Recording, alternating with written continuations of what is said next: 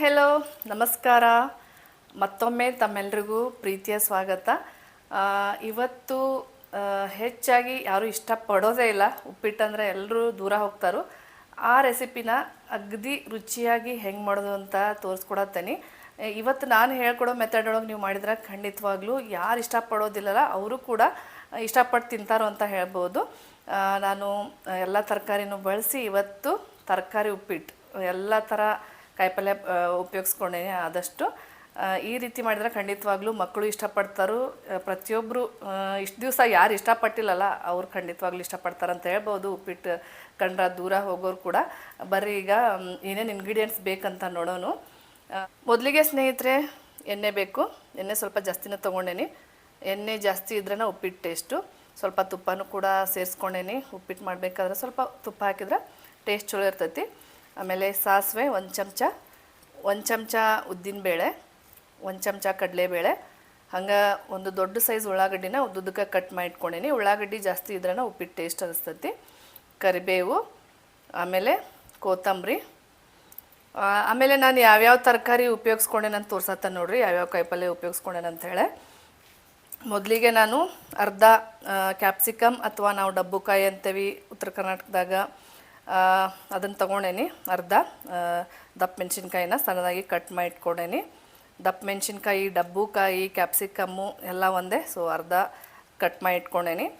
ಸಣ್ಣದಾಗಿ ಕಟ್ ಮಾಡಿ ಇಟ್ಕೊಂಡಿರುವಂತಹ ಒಂದು 10 ಬೀನ್ಸು, ಒಂದು 3/4 ಕಪ್ಪಷ್ಟು ಹಸಿ ಬಟಾಣಿ ತೊಗೊಂಡೇನಿ. ಆಮೇಲೆ ಸ್ವಲ್ಪ ನಿಂಬೆಹಣ್ಣು ಬೇಕು, ಲಾಸ್ಟು ನಿಂಬೆಹಣ್ಣಿನ ಹುಳಿ ಅರ್ಧ ಆದಷ್ಟು ಕಟ್ ಮಾಡಿ ಇಟ್ಕೊಂಡೇನಿ. ಒಂದು ಅರ್ಧ ಕ್ಯಾರೆಟನ್ನ ಸಣ್ಣದಾಗಿ ಕಟ್ ಮಾಡಿ ಇಟ್ಕೊಂಡೇನಿ. ಒಂದು ಸಣ್ಣ ಆಲೂಗಡ್ಡೆನ ಸಣ್ಣದಾಗಿ ಕಟ್ ಮಾಡಿ ಇಟ್ಕೊಂಡೇನಿ. ಶುಂಠಿ ಬೇಕು, ಹಾಗಾಗಿ ತುರಿದಿಟ್ಕೊಂಡೇನಿ. ಖಾರ ಹೆಂಗೆ ಬೇಕಲ್ಲ ಆ ಖಾರಕ್ಕೆ ಅನುಗುಣವಾಗಿ ನೀವು ಹಸಿಮೆಣ್ಸಿನ್ಕಾಯಿನ ಉಪಯೋಗಿಸ್ಕೋಬೋದು. ಮತ್ತು ನಾವು ಇಷ್ಟೆಲ್ಲ ಕಾಯಿಪಲ್ಯ ಉಪಯೋಗಿಸ್ಕೊಂಡು ಮಾಡತ್ತೇವೆ ಅಂದಮೇಲೆ ಹಸಿಮೆಣ್ಸಿನ್ಕಾಯಿನ ನೀವು ಸಣ್ಣದಾಗಿ ಕಟ್ ಮಾಡಿ ಹಾಕ್ಕೊಳ್ಳೇಬೇಡ್ರಿ. ಯಾಕಂದ್ರೆ ಹಸಿಮೆಣ್ಸಿನ್ಕಾಯಿ ಯಾವುದು ಕಾಯಿಪಲ್ಯ ಯಾವುದು ಗೊತ್ತಾಗೋದಿಲ್ಲ. ಹಾಗಾಗಿ ನಾವು ತಿಂದುಬಿಡೋ ಚಾನ್ಸಸ್ ಇರ್ತೈತೆ ಹಸಿಮೆಣ್ಸಿನ್ಕಾಯಿನ. ಹಾಗಾಗಿ ಉದ್ದುದ್ದ ಕಟ್ ಮಾಡಿಕೊಂಡ್ರೆ ಗೊತ್ತಾಗ್ತೈತಿ. ಇಷ್ಟೆಲ್ಲ ಇಂಗ್ರೀಡಿಯೆಂಟ್ಸ್ ಬೇಕು. ಜೊತೆಗೆ ಅರ್ಧ kg ಅಷ್ಟು ನಾನು ಮೀಡಿಯಮ್ ರವೆ ಅಥವಾ ಉಪ್ಪಿಟ್ಟು ರವೆ ತೊಗೊಂಡೇನಿ. ಇದು ಅರ್ಧ kg ಐತಿ. 1 ಚಮಚದಷ್ಟು ಸಕ್ಕರೆ, ಅದಾದಮೇಲೆ ರುಚಿಗೆ ತಕ್ಕಷ್ಟು ಉಪ್ಪು. ಈಗ ಇಷ್ಟು ಇಂಗ್ರೀಡಿಯೆಂಟ್ಸ್ ಬೇಕು ನೋಡಿರಿ ಉಪ್ಪಿಟ್ಟು ಮಾಡೋಕ್ಕೆ. ಮೊದಲೇದಾಗಿ ಸ್ನೇಹಿತರೆ ನಾನು ಉಪ್ಪಿಟ್ಟು ರವೆನ ಹುರ್ಕೊಳತ್ತೇನೆ. ಆಲ್ರೆಡಿ ಕಡಾಯಿ ಒಳಗೆ ಎಣ್ಣೆ ಐತಿ. ಸೊ ಎಕ್ಸ್ಟ್ರಾ ಎಣ್ಣೆ ಏನು ಹಾಕೋದು ಬೇಕಾಗಿಲ್ಲ, ನೋಡ್ಕೊಂಡು ಸೇರಿಸ್ಕೊಳ್ಳೋನು ಹುರಿಬೇಕಾದ್ರೆ. ಈಗ ಚೆಂದಾಗೆ ಹುರ್ಕೋಬೇಕು. ರವೆನ ನಾವು ಯಾವ ರೀತಿ ಹುರ್ಕೋತೇವಲ್ಲ ಅಷ್ಟು ಚೆಂದಾಗೆ ಬರ್ತೈತಿ. ಎಷ್ಟು ಜಾಸ್ತಿ ಹುರ್ಕೋತೇವಲ್ಲ ಅಷ್ಟು ಉಪ್ಪಿಟ್ಟು ಉದ್ರಾಗಿ ಚೆಂದ ಬರ್ತೈತಿ. ಆದಷ್ಟು ಸಣ್ಣ ಉರಿ ಇಟ್ಕೊಂಡು ಚೆಂದಾಗೆ ಹುರ್ಕೋಬೇಕು. ನೀವು ಬೇಕು ಅಂದರೆ ಇದೇ ಮೆಥಡ್ ಒಳಗೆ ಬನ್ಸಿ ರವೆ ಅಥವಾ ಕೇಸರಿ ರವೆಯಿಂದನೂ ಮಾಡ್ಕೋಬೋದು.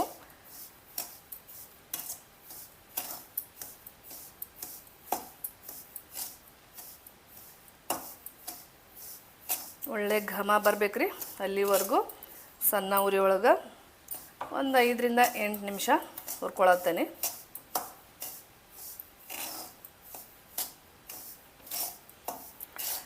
ಹಾಗೆ ಸ್ನೇಹಿತರೆ ನೋಡ್ರಿ, 5 ರಿಂದ 8 ನಿಮಿಷ ಆಯಿತು.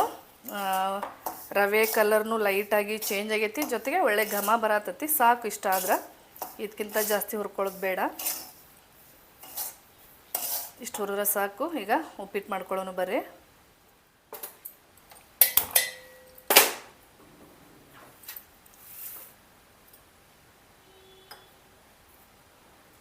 ಉಪ್ಪಿಟ್ಟು ಮತ್ತು ಅವಲಕ್ಕಿಗೆ ಎಣ್ಣೆ ಜಾಸ್ತಿ ಇದ್ರೇ ಟೇಸ್ಟು. ಸ್ವಲ್ಪ ತುಪ್ಪನೂ ಸೇರಿಸ್ಕೊಳತ್ತೇನೆ, ಇನ್ನೊಂಚೂರು ಎಕ್ಸ್ಟ್ರಾ ಟೇಸ್ಟ್ ಬರ್ತೈತೆ ಅಂಥೇಳಿ. ಅರ್ಧ kg ರವೆ ಅಂದಮೇಲೆ ಸ್ವಲ್ಪ ಎಣ್ಣೆ ತುಪ್ಪ ಜಾಸ್ತಿನೇ ಬೇಕಾಗ್ತೈತಿ. ನೀವು ತುಪ್ಪ ಬೇಡ ಅಂದ್ರೆ ಎಣ್ಣೆನ ಜಾಸ್ತಿ ಸೇರಿಸ್ಕೋಬೋದು. ಹಾಗೆ ಸ್ನೇಹಿತರೆ ಎಣ್ಣೆ ಕಾದ್ಮೇಲೆ ಸಾಸಿವೆ ಸೇರಿಸ್ಕೊಳತ್ತೇನೆ. ಸಾಸಿವೆ ಚಿಟಪಟ ಆದಮೇಲೆ ಉದ್ದಿನಬೇಳೆ, ಅದಾದಮೇಲೆ ಕಡಲೆಬೇಳೆ,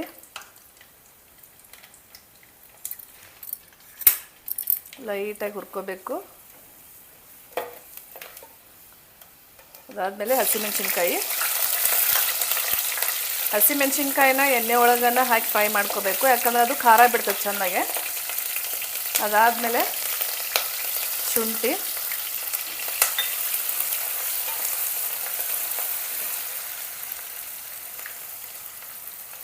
ಉಳ್ಳಾಗಡ್ಡಿ,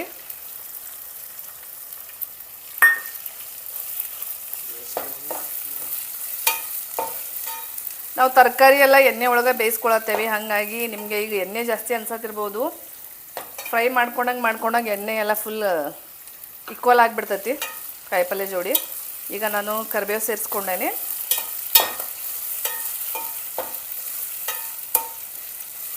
ಸ್ವಲ್ಪ ಲೈಟಾಗಿ ಫ್ರೈ ಮಾಡ್ಕೊಂಡಾದ್ಮೇಲೆ ಒಂದೊಂದು ಕಾಯಿಪಲ್ಯ ಸೇರಿಸ್ಕೊಳ್ಳೋಣ. ಈಗ ಹಸಿ ಬಟಾಣಿ, ಅದಾದಮೇಲೆ ಗಜ್ಜರಿ ಅಥವಾ ಕ್ಯಾರೆಟು,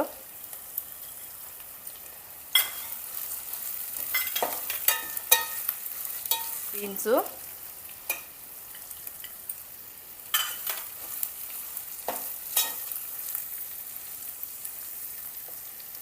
ದಪ್ಪ ಮೆಣಸಿನ್ಕಾಯಿ ಅಥವಾ ಕ್ಯಾಪ್ಸಿಕಮ್ಮು.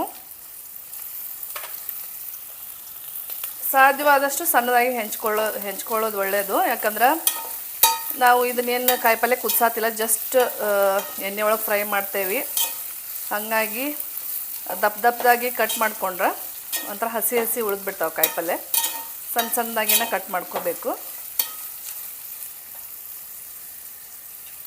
ಅದಾದಮೇಲೆ ಆಲೂಗಡ್ಡೆ.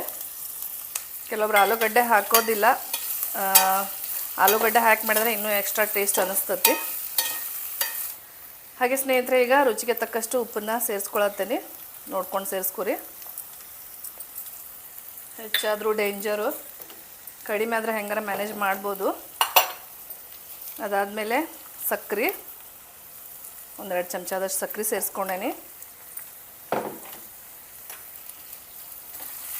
ಒಂದು ರೌಂಡ್ ಹಂಗೆ ಮಿಕ್ಸ್ ಮಾಡ್ಕೋಬೇಕು. ಉಪ್ಪು ಸೇರಿಸ್ಕೊಂಡ್ಮೇಲೆ ತರಕಾರಿ ಬೇಗ ಸಾಫ್ಟ್ ಆಗಿ ಆಗ್ತೈತಿ. ಒಂದೆರಡು ನಿಮಿಷ ಫ್ರೈ ಮಾಡಿಕೊಂಡು ಸಾಕು. ಹಾಗೆ ಸ್ನೇಹಿತರೆ, ಕಾಯಿಪಲ್ಯ ಎಲ್ಲ ಸಾಫ್ಟ್ ಆಗಿದ್ದಾವೆ, ಇಷ್ಟು ಬೆಂದ್ರೆ ಸಾಕು. ಈಗ ನಾನು ಒಂದು ಬೌಲು ಈ ಕಪ್ ಒಳಗೆ ರವೆ ತೊಗೊಂಡಿದ್ನಿ, ಅಂದ್ರೆ ಅರ್ಧ kg ರವೆ ತೊಗೊಂಡಿದ್ನಿ.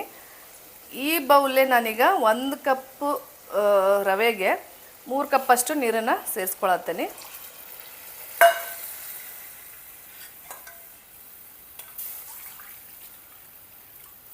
ಎರಡನೇ ಕಪ್ಪು, ಹಂಗೆ 3ನೇ ಕಪ್ಪು.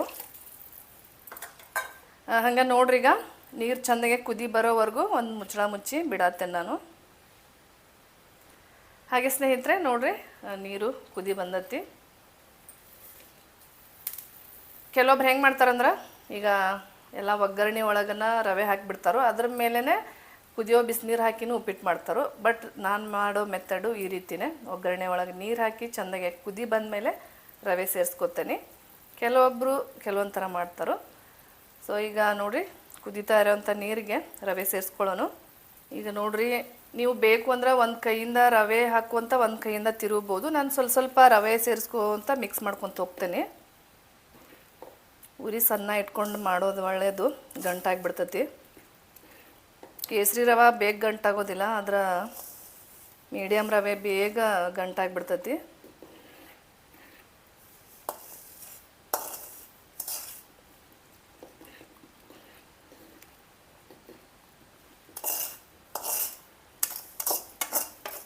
ಒಂಚೂರು ನೀವು ಕೈ ಆಡಿಸೋದು ಮರೆತ್ರೂ ಗಂಟಾಗಿಬಿಡ್ತೈತೆ ಉಪ್ಪಿಟ್ಟು. ನೋಡಿಲೆ ಆಲ್ರೆಡಿ ಗಂಟಾಗಕ್ಕೆ ರೆಡಿ ಆಗತ್ತಿತ್ತು. ಈ ಥರ ತಿರುಗಿಸ್ಕೊಂತಾನೆ ಇರಬೇಕು.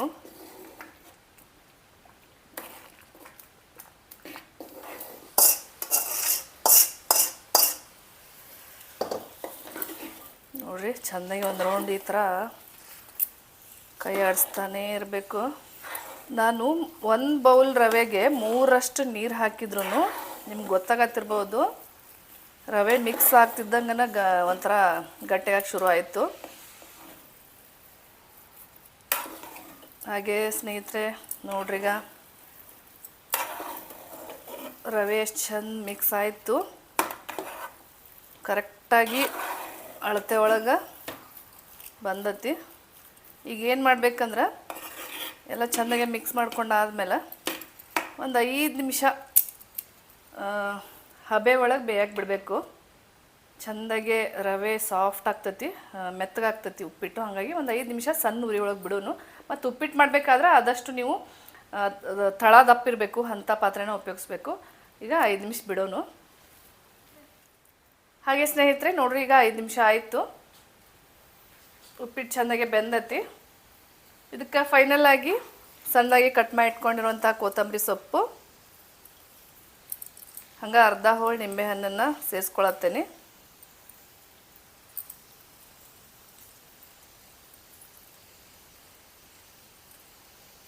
ನಿಮಗೆ ಹುಳಿ ಜಾಸ್ತಿ ಬೇಕು ಅಂದರೆ ಇನ್ನೂ ಜಾಸ್ತಿ ಸೇರಿಸ್ಕೋಬೋದು. ಒಂದು ರೌಂಡ್ ಚೆಂದಾಗೆ ಮಿಕ್ಸ್ ಮಾಡ್ಕೊಂಡ್ರೆ ಬಿಸಿ ಬಿಸಿಯಾದ ತರಕಾರಿ ಉಪ್ಪಿಟ್ಟು ರೆಡಿ ಆದಂಗೆ ನೋಡ್ರಿ.